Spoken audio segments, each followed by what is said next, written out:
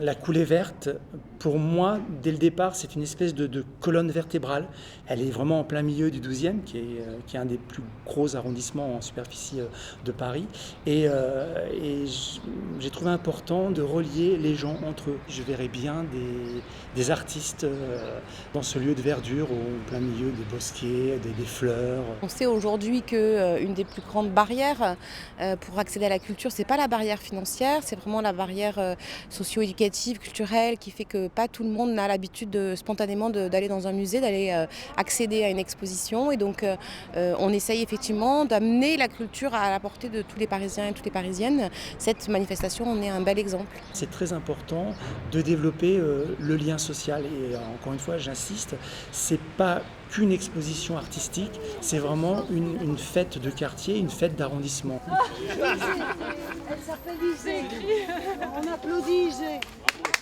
Ça fait plusieurs années que j'interviens sur la coulée verte comme ça pour en balade et je fais des installations spécifiquement pour cet événement. Les emplacements orientent forcément mon travail parce que j'aime faire un travail qui soit vraiment en lien avec le lieu, avec la nature. Le principe de base, c'est quand même de respecter un peu le thème qu'on choisit chaque année. Cette année, c'était arc-en-ciel.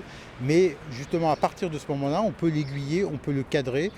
Tout le monde peut postuler. Et on essaye de mélanger des amateurs, vraiment les amateurs dans le sens ceux qui aiment, c'est-à-dire peut-être un peu moins professionnels, mais justement pour leur donner l'envie de faire encore mieux. Et puis des professionnels, des têtes d'affiche un petit peu plus connues. Notamment là, cette année, on a Moscou avec la savane urbaine et puis ses panthères. Mais justement, c'est le mélange des deux. On n'est pas là justement pour faire quelque chose d'élitiste. On est là pour faire quelque chose qui permette de faire de la rencontre entre les uns et les autres. On est vraiment dans la nature, on se sent un peu vraiment comme si on était transposé dans un autre monde. Et après, bon, libre à chacun son appréciation. Mais en tout cas, c'est magnifique, c'est très très beau. C'est très beau, c'est de l'art.